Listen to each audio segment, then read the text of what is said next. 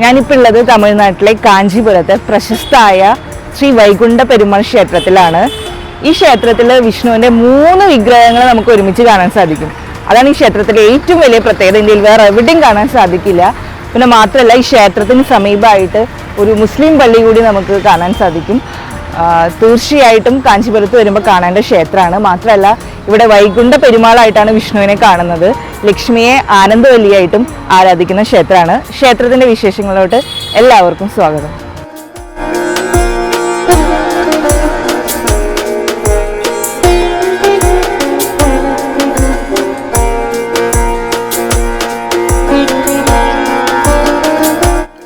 Hi friends, travel with Anjali rocks ആണ്. കാഞ്ചീപുരത്ത് കണ്ടിരിക്കേണ്ട പ്രധാന ക്ഷേത്രങ്ങളുടെ വീഡിയോന്റെ പാർട്ട് 3 ആണിത്. പല്ലവരാണ് ഈ ക്ഷേത്രം ആദ്യം നിർമ്മിച്ചത്, പിന്നീട് ചോളർ കൂട്ടിച്ചേർത്തതാണെന്ന് പറയപ്പെടുന്നു. പരാന്തക ചോളന്റെ ഭരണകാലത്ത് ഗ്രാമസഭകളിലോട്ട് പ്രതിനിധികളെ തിരഞ്ഞെടുക്കുന്നതിനുള്ള ജനാധിപത്യ രീതികളെ സൂചിപ്പിക്കുന്ന ഈ ക്ഷേത്രത്തിന്റെ ലിഖിതങ്ങൾ മാതൃകയാക്കി എന്നാണ് പറയപ്പെടുന്നത്. അപ്പോൾ ഇത് ക്ഷേത്രത്തെ മാതൃകയാക്കി ആ കാലത്ത് തദ്ദേശ സ്ഥാപനങ്ങളിലോട്ട് അദ്ദേഹത്തിന്റെ ഭരണകാലത്ത് തെരഞ്ഞെടുപ്പ് നടത്തിയിരുന്നു എന്ന് പറയുന്നു. പൈതൃക സ്മാരകമായി പ്രഖ്യാപിക്കുകയും ആർക്കിയോളജിക്കൽ സർവേ ഓഫ് ഇന്ത്യ നിയന്ത്രിക്കുകയും ചെയ്യുന്ന ഈ ക്ഷേത്രം പണ്ട് ഇന്ത്യൻ പ്രധാനമന്ത്രിയായിരുന്ന രാജീവ് ഗാന്ധി സന്ദർശിക്കുകയും ഈ ലിഖിതങ്ങളിൽ നിന്ന് അന്നത്തെ സംവിധാനം, ആ ചോളന്മാരുടെ കാലത്തുള്ള ഈ സംവിധാനം എന്ന് പറഞ്ഞില്ലേ, അപ്പൊ ആ സംവിധാനത്തെ ഉൾക്കൊണ്ട്, പ്രചോദനം ഉൾക്കൊണ്ട് ഗ്രാമങ്ങളിലെ തദ്ദേശ സ്വയംഭരണ സ്ഥാപനങ്ങളുടെ സംവിധാനമായ പഞ്ചായത്ത് രാജ് മെച്ചപ്പെടുത്താനായിട്ട് അദ്ദേഹം നിർബന്ധിതനായി എന്നാണ് പറയപ്പെടുന്നത്. ചോളന്മാരുടെ ഭരണകാലത്ത് കുടവോല എന്ന് പറയുന്നതായിരുന്നു ഈ സംവിധാനം ഉണ്ടായിരുന്നത്. അപ്പൊ ഈ സംവിധാനത്തിന്റെ പേരാണ് കുടവോലൈ. ഈ സംവിധാനവും ഈ ലിഖിതങ്ങളിൽ നിന്നൊക്കെ പ്രചോദനം ഉൾക്കൊണ്ടാണ് അദ്ദേഹം പല മാറ്റങ്ങളും, രാജീവ് ഗാന്ധി പല മാറ്റങ്ങളും കൊണ്ടുവന്നതെന്ന് പറയപ്പെടുന്നു. ക്ഷേത്രത്തിന്റെ ഗോപുരത്തിന്റെ മുകളിൽ സൂക്ഷിച്ചു നോക്കിയ ഒരു താഴികക്കുടം കാണാം. ആ താഴികക്കുടത്തിൽ അതിന് വിമാനം എന്നാണ് പറയുന്നത് കേട്ടോ. എൻ്റെ തഞ്ചാവൂർ ക്ഷേത്രത്തിന്റെ വീഡിയോയിൽ അതിനെപ്പറ്റി പറയുന്നുണ്ട്, തഞ്ചാവൂർ കുംഭകോണം വീഡിയോസിൽ. അപ്പൊ ആ താഴികക്കുടത്തിൽ നരസിംഹത്തെ കാണാം. ഈ ഒരു അധികാരത്തെ അല്ലെങ്കിൽ ഈ ഒരു സംവിധാനത്തെ സൂചിപ്പിക്കുന്ന ക്ഷേത്ര ലിഖിതങ്ങൾ കണ്ട് ഗ്രാമവാസികൾ അന്ന് സ്വന്തം പ്രതിനിധികളെ തെരഞ്ഞെടുക്കാൻ അനുവദിക്കണമെന്ന് ഭരണാധികാരികളോട് അഭ്യർത്ഥിക്കുകയും അതിനായി ഗ്രാമപ്രതിനിധികളെ തെരഞ്ഞെടുക്കുന്നതിന് കുടവോല അഥവാ ബാലറ്റ് സംവിധാനം കൊണ്ടുവരികയും അന്നത്തെ ഭരണകൂടം ഈ പരാന്തക ചോളൻ കൊണ്ടുവന്നു. അപ്പൊ മത്സരിക്കുന്നവർക്ക് യോഗ്യത, സ്വത്ത്, മാനദണ്ഡം ഒക്കെ അതിൽ വേണമെന്ന് പറയുന്നു.